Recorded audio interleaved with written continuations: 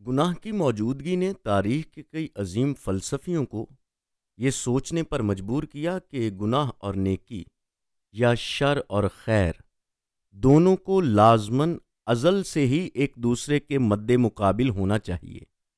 مقدس اگسٹین بھی انہی مفکرین میں شامل تھے۔ یہ ان کی جوانی کا دور تھا جب وہ معنویت نامی مذہب کی جانب کھنچے چلے گئے، کیونکہ اس مذہب میں اس پیچیدہ سوال کا جواب موجود تھا جو انہیں پریشان کیے ہوئے تھا کہ اگر گناہ کوئی حقیقت ہے اور اگر وہ نیکی کی ضد ہے تو دونوں کا ازلی ہونا ضرور ہے۔ لیکن اگسٹین نے کسی طرح اس سوچ کو ترک کر کے مسیحیت کو اپنایا۔ یہ داستان ان کی مشہور زمانہ کتاب اعترافات میں پڑھی جا سکتی ہے۔ یہی وہ سفر تھا جس نے انہیں گناہ اور نیکی کی اصل ماہیت کو سمجھنے میں مدد دی، اور بعد ازاں انہوں نے معنویت کے خلاف لکھی گئی اپنی تحاریر میں اس فہم کو دنیا کے سامنے رکھا جس سے آج تک ہم روشنی حاصل کر رہے ہیں۔ گناہ کی حقیقت و ماہیت کے مسئلے کے بیان سے پہلے یہ جاننا چاہیے کہ گناہ ہے کیا۔ بنیادی طور پر گناہ کی حقیقت و ماہیت ان تین منطقی بیانات کی صورت میں سامنے آتی ہے کہ خدا نے ہر چیز کو پیدا کیا اور گناہ بھی ایک چیز ہے، لہذا خدا نے گناہ کو پیدا کیا۔ مسیحی پہلے بیان سے انکار نہیں کر سکتے کیونکہ کتاب مقدس واضح طور پر کہتی ہے کہ خدا ہی ہر شے کا خالق ہے۔ جیسے ذکر ہے کہ ابتدا میں خدا نے آسمان اور زمین کو پیدا کیا، اور پھر یہ کہ سب چیزیں اس کے وسیلے سے پیدا ہوئیں اور کوئی بھی چیز اس کے وسیلے کے بغیر پیدا نہیں ہوئی۔ اور پھر یوں ذکر آیا ہے کیونکہ اسی میں سب چیزیں پیدا کی گئیں، آسمان کی ہو یا زمین کی، دیکھی ہوں یا اندیکھی، تخت ہوں یا ریاستیں یا حکومتیں یا اختیارات، سب چیزیں اسی کے وسیلے سے اور اسی کے واسطے پیدا ہوئی ہیں۔ اور پھر مکاشفات کی کتاب میں یوں ذکر ہے، اے ہمارے خداوند خدا، تو ہی تمجید اور عزت اور قدرت کے لائق ہے، کیونکہ تو ہی نے سب چیزیں پیدا کی اور وہ تیری ہی مرضی سے تھیں اور پیدا ہوئیں۔ اب جس طرح کسی بھی مسیحی کا اس حقیقت کا منکر ہونا ناممکن ہے کہ خدا ہر شے کا پیدا کرنے والا ہے، اسی طرح وہ گناہ کے حقیقی ہونے یا گناہ کی حقیقت کا انکاری نہیں ہو سکتا۔ بائبل صراحتاً گناہ اور موت کی حقیقت کو بیان کرتی ہے، جیسے رومیوں کے خط میں ہے کہ پس جس طرح ایک آدمی کے سبب سے گناہ دنیا میں آیا اور گناہ کے سبب سے موت آئی، اور یوں موت سب آدمیوں میں پھیل گئی اس لیے کہ سب نے گناہ کیا۔ گناہ کی حقیقت سے انکار کرنا بائبل کے بیانات اور انسانی تجربات کو جھٹلانے کے مترادف ہے۔ رسول بیان کرتے ہیں کہ ہائے میں کیسا کمبخت آدمی ہوں، اس موت کے بدن سے مجھے کون چھڑائے گا؟ اور پھر یہ کہ میں جانتا ہوں کہ مجھ میں یعنی میرے جسم میں کوئی نیکی بسی ہوئی نہیں۔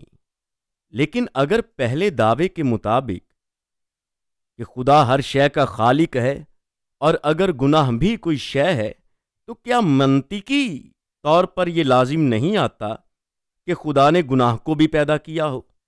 بائبل مقدس واضح کرتی ہے کہ خدا نے صرف اچھی اور نیک چیزیں ہی بنائی ہیں۔ خدا نے جب پوری تخلیق پر نظر ڈالی تو کہا کہ بہت اچھا ہے۔ پولس مزید کہتے ہیں کہ خدا کی پیدا کی ہوئی ہر چیز اچھی ہے۔ اس تناظر میں اگسٹین اور اس کے بعد کے ہر سوچنے والے مسیحی کے سامنے یہ سوال کھڑا ہوتا ہے کہ اگر خدا کی بنائی ہوئی ہر شے اچھی اور نیک ہے تو پھر گناہ کیسے حقیقی ہو سکتا ہے؟ اور اگر گناہ حقیقی ہے تو پھر خدا نے اسے کیوں کر پیدا نہیں کیا؟ گناہ کی حقیقت کے اس مسئلے کا جواب، اس سوال کا حل اس بات میں پنہا ہے کہ شے سے ہمارا مطلب کیا ہے۔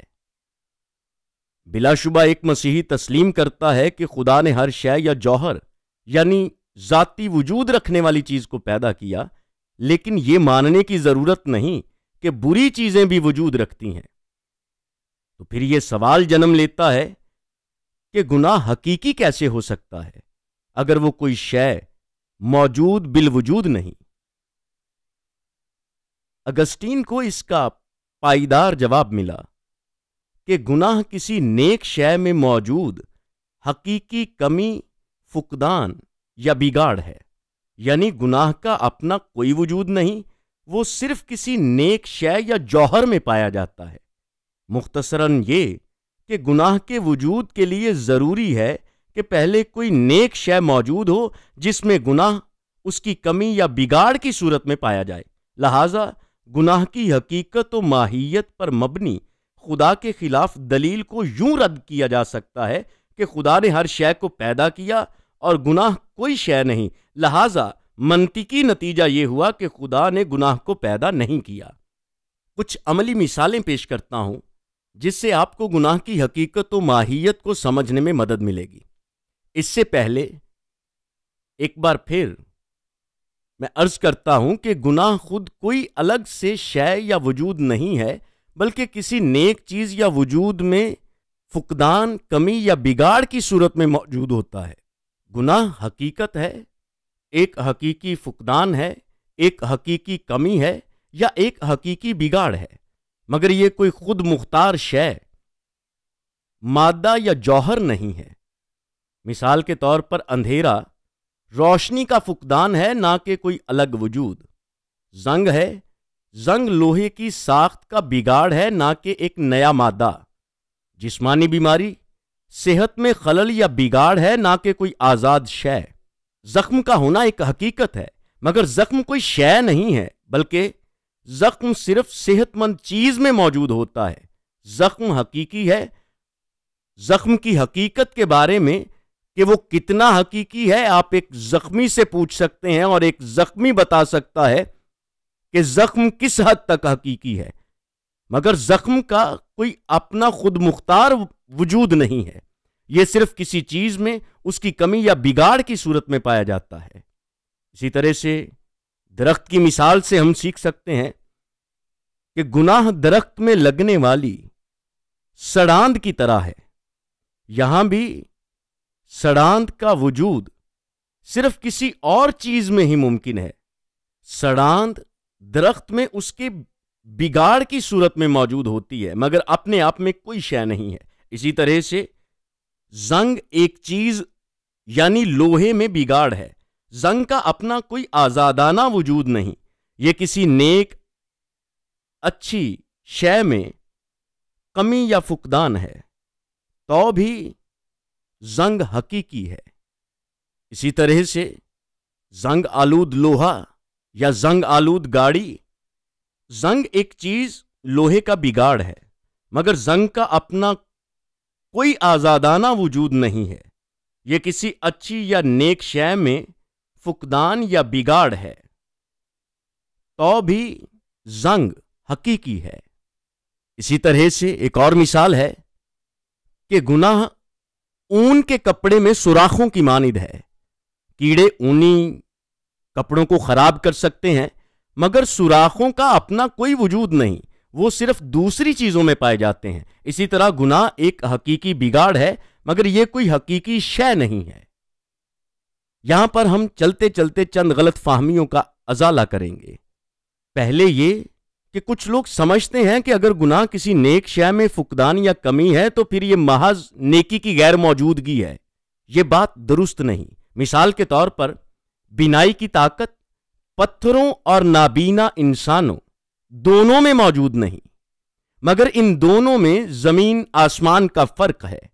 پتھر کی فطرت میں بینائی شامل ہی نہیں، لہٰذا اس میں بینائی کا فقدان کوئی کمی نہیں ہے۔ دوسری طرف انسان کی فطرت میں بینائی شامل ہے، یہ اس کی شناخت کا حصہ ہے، اس لیے نابینا انسان میں بینائی کا فقدان ایک حقیقی کمی ہے جو اس کی فطرت کے خلاف ہے۔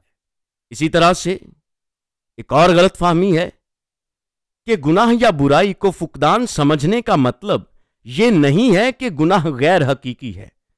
گناہ کو فقدان یا اس نیکی کی کمی جو ہونی چاہیے قرار دینے کا مطلب یہ ہرگز نہیں ہے کہ گناہ غیر حقیقی ہے۔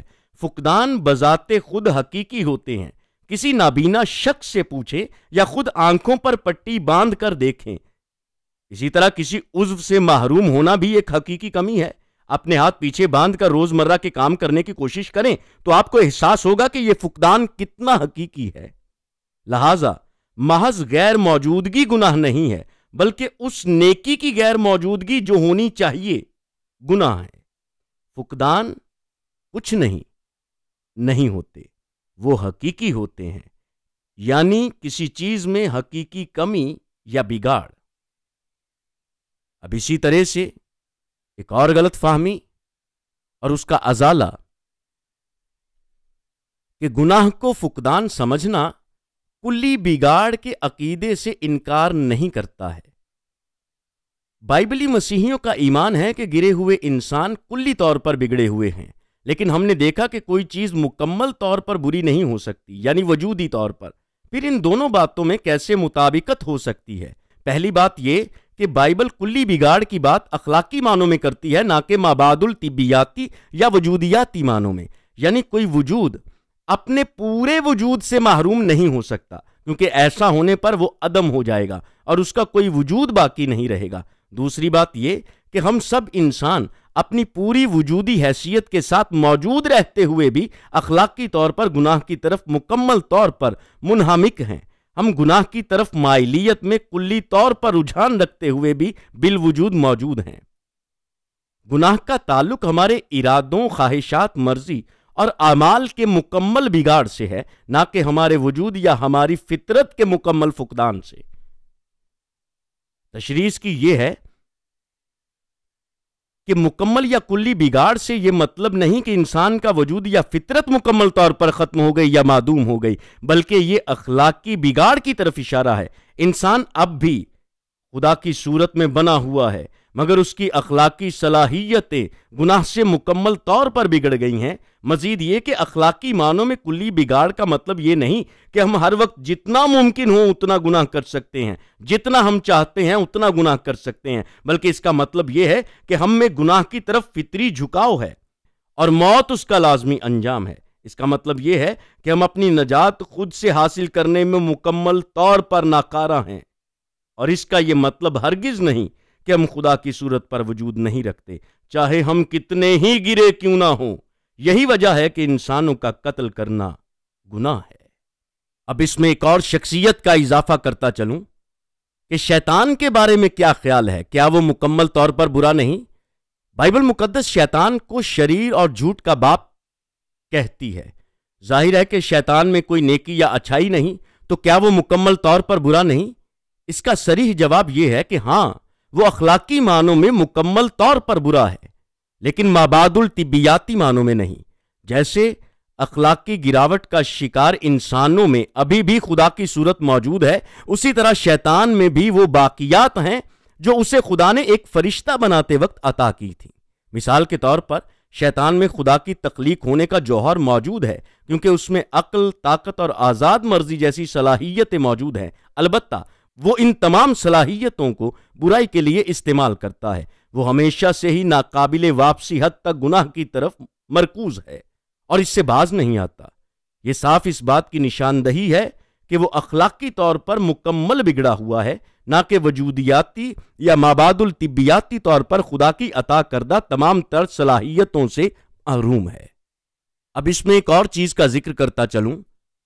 خدا کی حاکمیت اعلیٰ اور اقتدار اعلیٰ کے حوالے سے اور گناہ کی حقیقت اور ماہیت کے بیان میں ہم نے جو باتیں کی، اس حوالے سے کچھ لوگوں کے ہاں یہ بات کہی جاتی ہے کہ چونکہ خدا حاکم اعلیٰ ہے اور ہر چیز پر مکمل اختیار رکھتا ہے، لہذا برائی یا شر یا گناہ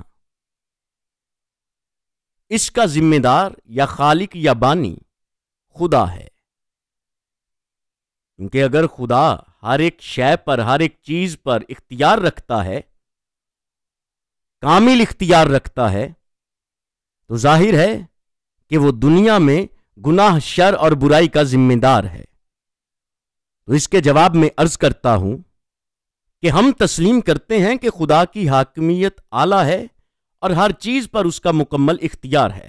جیسے ایوب کی کتاب میں ہے کہ میں جانتا ہوں کہ تو سب کچھ کر سکتا ہے اور تیرا کوئی ارادہ رک نہیں سکتا۔ پھر زبور کی کتاب میں ہے کہ ہمارا خدا تو آسمان پر ہے، جس نے جو چاہا وہی کیا۔ پھر یوں ذکر آتا ہے کہ حق تعالی آدمیوں کی مملکت میں حکمرانی کرتا ہے۔ گناہ کے معاملے میں خدا کی ذمہ داری کی وضاحت کچھ یوں ہے کہ لفظ ذمہ دار دو مختلف معنوں میں استعمال ہوتا ہے یا ہوا ہے۔